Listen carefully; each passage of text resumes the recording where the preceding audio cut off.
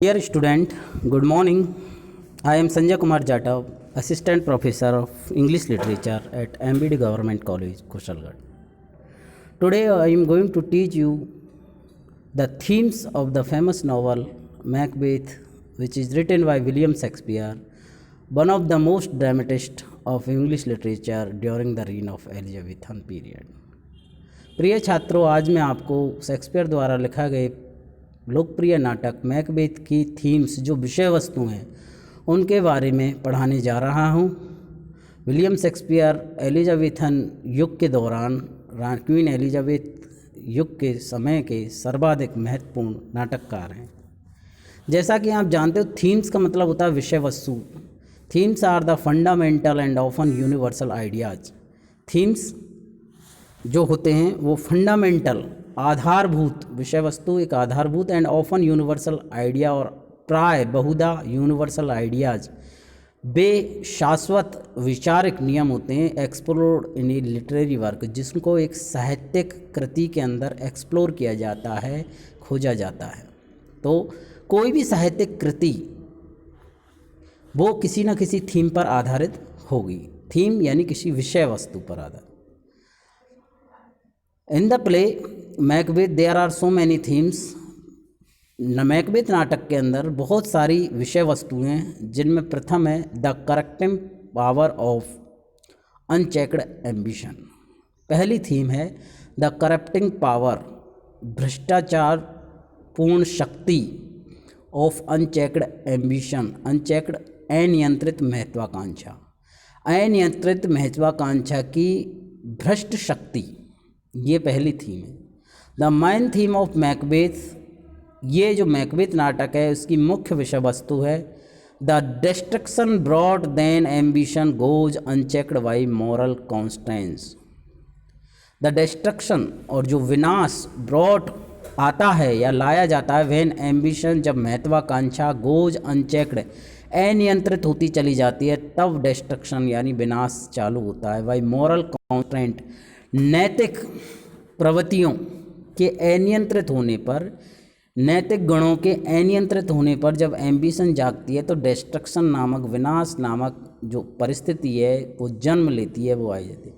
Find its most powerful expression in the play's two main characters.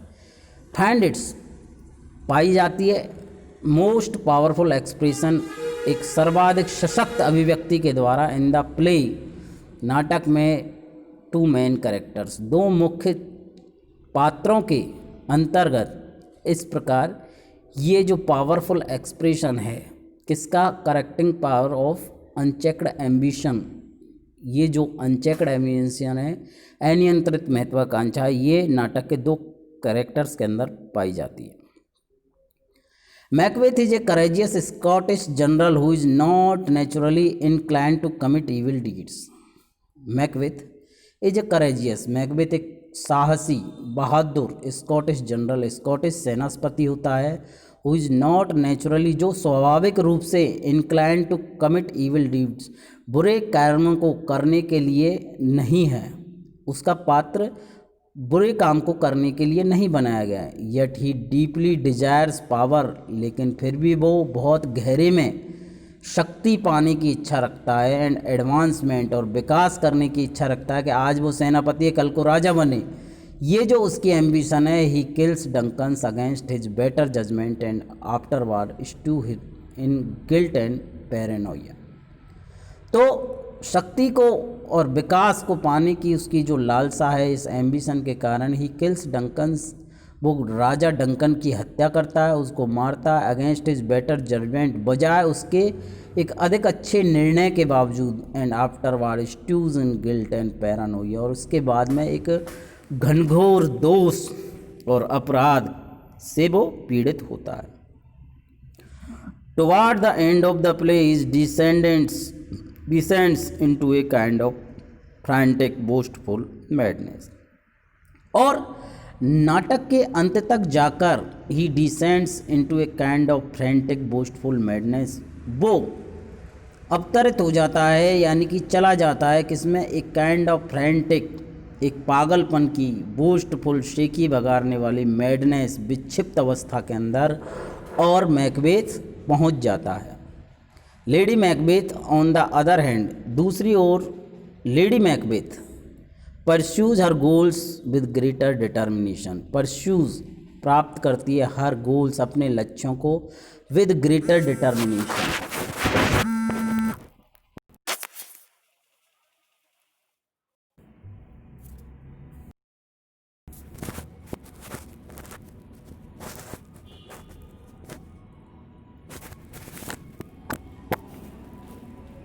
Towards the end of the play he descends into kind of frantic forceful madness, और नाटक के अंत तक जो Macbeth है वो एक बहुत ही भयानक शेखी भरी और विक्षिप्त अवस्था के अंदर प्रवेश करता है।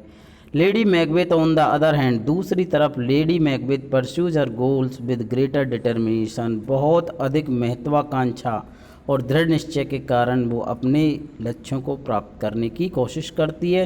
Yet she is less capable of withstanding the repercussion of her moral immoral acts, yet she is less capable, लेकिन वो थोड़ी कम सक्षम है और विद स्टैंडिंग खड़े होने के कगार पर repercussions of her immoral acts, उसका जो ये अमानवीय इमोरल एक्ट्स है, कृत्य है, इसके साथ वो बहुत ही कम खड़ी हुई होती है।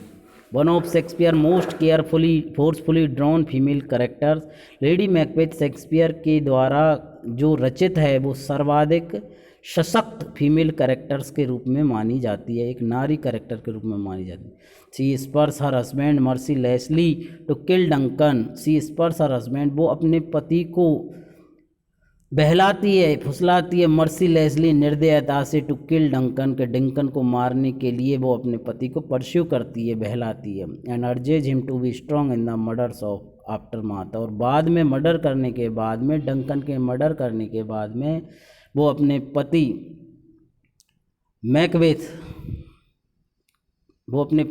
मैकबेथ से अर्ज करती है कि तुम उतने ही मजबूत बने रहो। But she is eventually driven और distraction by the effect of Macbeth's repeated bloodshed on her conscience, but she is eventually, लेकिन वो घटनाक्रम रूप में ड्राइवन टू डिस्ट्रैक्शन, उस अवस्थिति में चली जाती है by the effect of Macbeth's repeated bloodshed के, मैकबेथ बार बार उस रक्तपात की चर्चा करता है तो उसकी जो चेतना है उसके अंदर ये घटनाक्रम चली जाती है और वो डिस्ट्रैक्ट हो जाती है। In each ambition help of course by the मेलाइन prophecy of the witches, in each case, प्रत्येक मामले में एम्बिशन महत्वाकांक्षा हेल्प मदद करती है, ऑफ कोर्स बाय द मेलाइन दोषपूर्ण प्रोफेसीज ऑफ विचेज, डायनों के द्वारा की गई जो दोषपूर्ण भविष्यवाणियाँ उनके अंदर एम्बिशन हमेशा ही मदद करती है। Is what drive the couple to even more terrible atrocities, is what drive the couple के इन दोनों व्यक्तियों को, मैकबेथ और लेडी मैकबेथ, इन दोनों व्यक्तियों को इतनी भयानक अत्याचारों में जो धकेला गया था वो विचेज की द्वेषपूर्ण भविष्यवाणी के द्वारा ये किया गया था।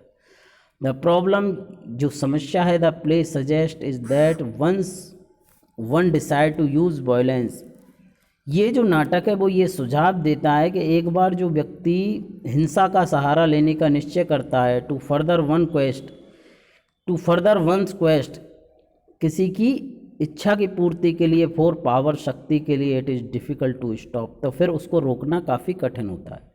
There are always potential threat to the throne, और हमेशा ही पूरे नाटक के दौरान छोटे छोटे थ्रेट्स, जो धमकी या डर थे टू द थ्रोन, सिंहासन के लिए, वो थे बैंको, फ्लिंस, मैकडॉफ, ये सारे पात्र यानी कि मैकबेथ के एक तरह से प्रतिद्वंदी थे, मैकबेथ के प्रतिद्वंदी थे, तो ये सिंहासन के लिए क्या थे, एक चुनौती थे। And it is always tempting to use violent means to dispose of them, और हमेशा इट इज़ ऑलवेज, हमेशा ही tempting to use violent means, Macbeth ने इन लोगों को हटाने के लिए और अपनी राजगद्दी को सुरक्षित करने के लिए जो वायलेंस का यूज़ किया था, means to dispose of them, उनको ख़त्म करने के लिए जो किसका यूज़ किया था, वायलेंस का। तो ये पहली थीम है नाटक की, the corrupting power of unchecked ambition, अनियंत्रित महत्वाकांक्षा द्वारा जो भ्रष्टाचारपूर्ण शक्ति है, ये इस नाटक की प्रथम थीम है। और भी थीम है, उनकी चर्चा हम नेक्स्ट क्लास में करेंगे। थैंक यू, धन्यवाद।